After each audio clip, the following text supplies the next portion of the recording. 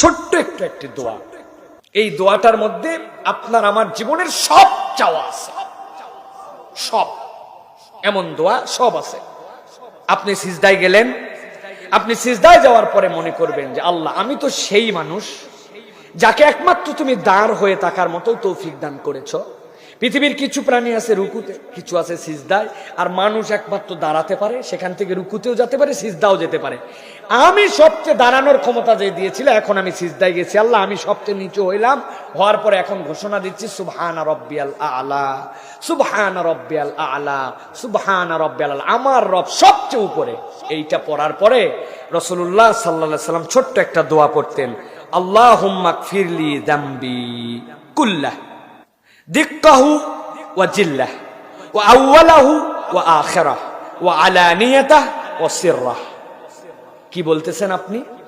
আল্লাহুম্মা গফিরলি যামবি কুল্লাহ, হে আল্লাহ, আমি না এখন মাটিতে মাথা লাগাই দিছি, আমি না বলছি তুমি সবচেয়ে বড়, এখন তোমার কাছে আমার একটা আবদার আছে আল্লাহ, আল্লাহুম্মা গফিরলি যামবি কুল্লাহ, তুমি আমার সব গুনাহ মাফ করে দাও। এরপরে বলতেছেন দিক্কাহ ওয়া জিল্লাহ। দিক্কা মানে কি?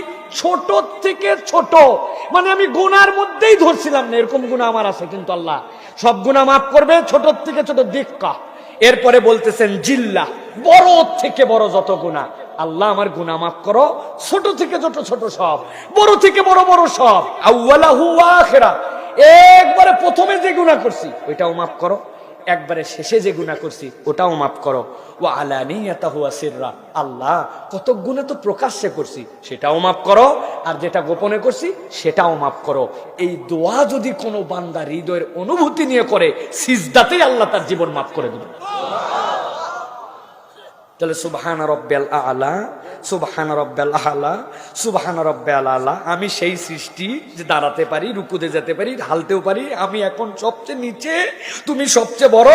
আল্লাহুম্মা গফিরলি যামবি কুল্লাহ দিক্কাহু ওয়া জিল্লাহ ওয়া আউওয়ালাহু ওয়া আখিরাহ ওয়া আলানিয়াতাহু ওয়া সিররাহ। এইটা যদি কোনো বান্দা একবার বলে, আর তার যদি বান্দার হক নষ্ট করার গুনাহ না থাকে, শিরিক যদি না থাকে, আল্লাহ তার সব গুনাহ মাফ করে দিবেন।